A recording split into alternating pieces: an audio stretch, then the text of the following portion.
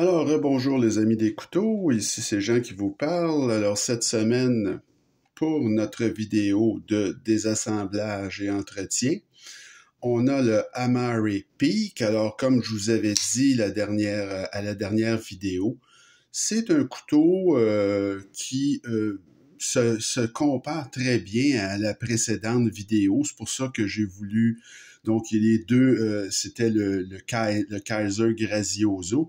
Donc, j'ai voulu comparer les deux, car celui-là est légèrement plus cher au niveau de l'achat. J'ai payé 125 à peu près dollars, tandis que le Grazioso, c'est un couteau de 110 dollars. Donc, je voulais voir la différence au niveau de la construction. C'est deux couteaux qui ont des traversins. Donc, comme vous pouvez voir, celui-ci est très joli aussi. Là, c'est vraiment un très beau couteau. Donc, on y va tout de suite avec le démontage. Donc, vous voyez que c'est un pivot qui nous laisse pas le choix. Alors ici, c'est vraiment plat. Alors, c'est de l'autre côté qu'on va tout simplement là, ouvrir ce couteau. Alors, ça se défait très, très bien. Au niveau du pivot, il n'y a aucun problème. Et vous avez des petites vis T6, évidemment, pour le clip. Alors, on défait ça.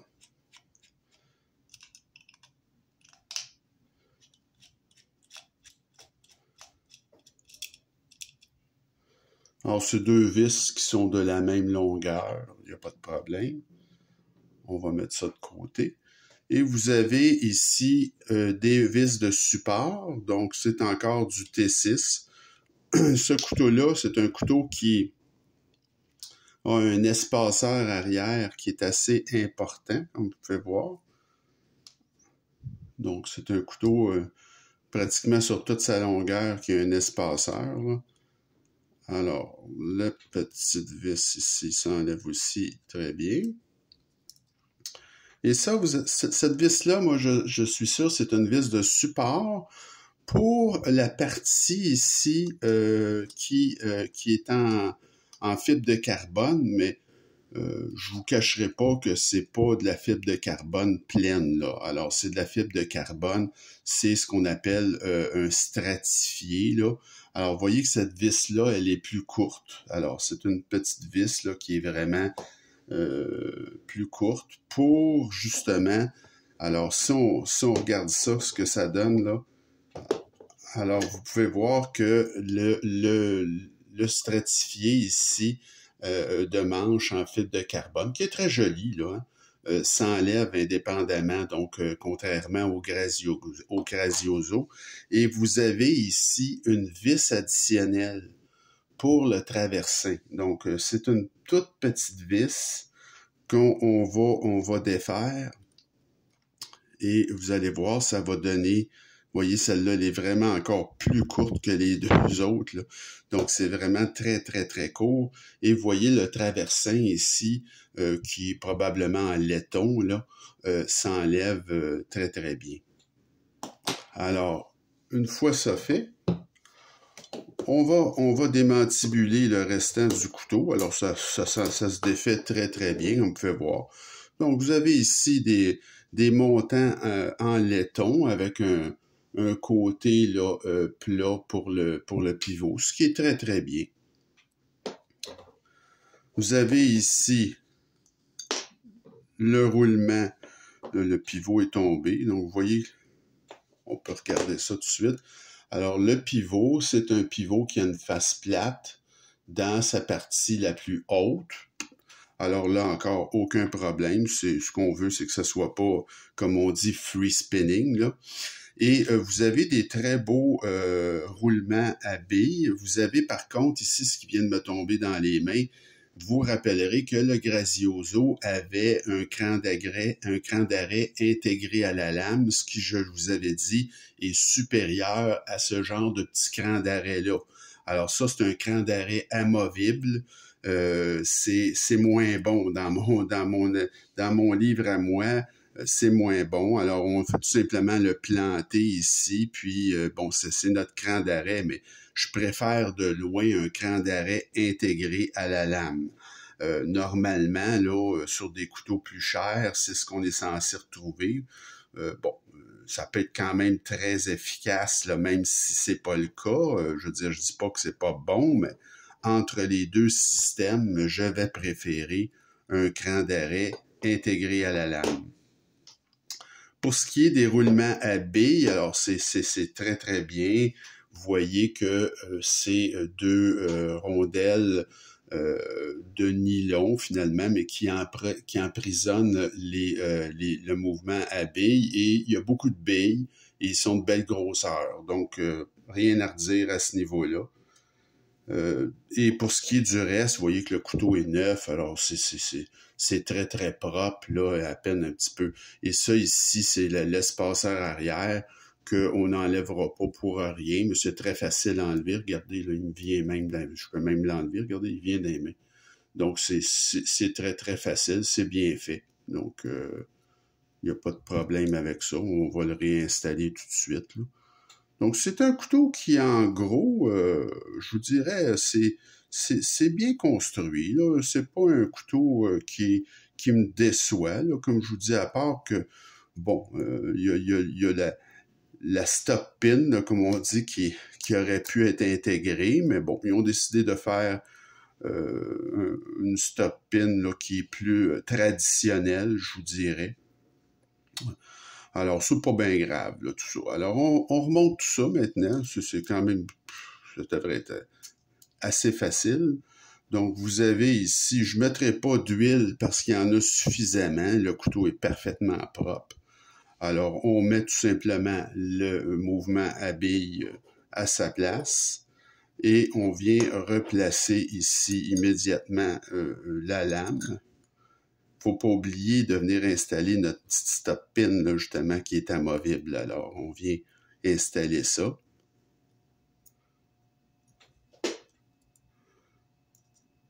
C'est des petites pièces hein, qui nous glissent un peu entre les doigts. Donc, ça, faut s'y attendre, là. Alors, c'est fait. Alors, par la suite, c'est l'autre mouvement à billes qu'on va venir installer. Et il nous reste par la suite à mettre la doublure ou le montant, si vous voulez. Alors, la face plate est par en bas. Alors, on va venir installer ça tout de suite. Alors, c'est très facile à installer. Comme vous pouvez voir, le couteau est maintenant, là, comme on pourrait dire, il est scellé. Alors, il n'y a pas eu aucune ambiguïté. Alors, vous avez ici maintenant le côté là, du traversin. Alors, on vient mettre ça avec la mini vis, là. Alors, c'est vraiment la plus courte, celle-là, là. Elle est extrêmement courte. Alors, vous faites bien attention pour pas échapper ça à terre, s'il vous plaît, parce que ça va être tout un aria de trouver ça. Mais ça s'installe très, très bien. Par la suite, vous avez ici l'autre partie du manche. Donc, c'est quand même bien construit. Ce couteau-là, je vais vous avouer là, que je suis pas déçu du tout. Et peut-être quand même, je vous dirais que la qualité de construction, elle est légèrement supérieure au Grazioso. Donc, on comprend pourquoi ce couteau-là coûte peut-être une quinzaine de dollars de plus. Là. Donc, il y a une certaine justification à tout ça. Là. C'est pas complètement là, insensé que ce couteau-là coûte 15 dollars de plus que le Grazioso. C'est une petite compagnie, la compagnie Amarre. Je le connais pas tellement. C'est le seul couteau que j'ai d'eux autres. J'en rachèterai pas d'autres. Là, c'est pas une compagnie qui offre énormément de choix. Là. Mais c'est bien fait. Là, je peux pas dire que c'est mal fait. Non, c'est un couteau qui est intéressant. Si vous aimez le style, là, c'est bien. Alors, petit point négatif ici que j'avais oublié de vous mentionner. Alors, vous remarquerez cette petite espèce de rondelle en téflon. Alors ça, là, c'est un espaceur. Alors, ça va au pivot. Et ce que ça vient nous dire, c'est que chez Hammer, on n'est pas capable de nous fournir des vis de la bonne longueur. Alors, ils ont mis un petit espaceur là, au pivot pour finalement que l'ajustement soit plus correct. Mais regardez là. Normalement, là, ce qu'on veut, c'est avoir une vis de pivot qui est à la bonne longueur, point à la ligne. Là. Des espaceurs comme ça, là, on n'en veut pas. Alors, c'est aussi simple que ça. Là. C'est pas quelque chose qui est très apprécié en général. Qui mettent des vis de la bonne longueur, on va être plus content. Alors, il reste juste la clip à installer. Alors, ça devrait pas être grand-chose non plus. Alors, je vais procéder avec la clip.